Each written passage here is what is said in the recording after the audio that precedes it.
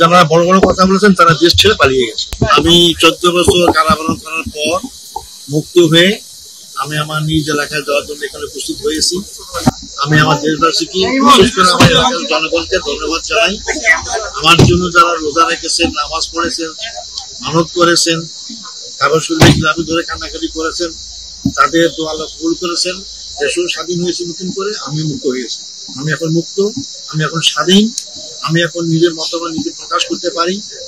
আল্লাহ শুকরিয়া আদায়। কার জনসংখ্যা থাকলে কেউ পালায় যায়?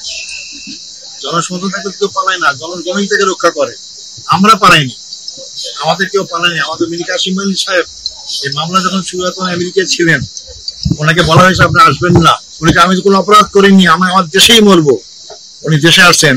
আর যারা বড় বড় কথা বলেছেন তারা দেশ ছেড়ে পালিয়ে গেছে।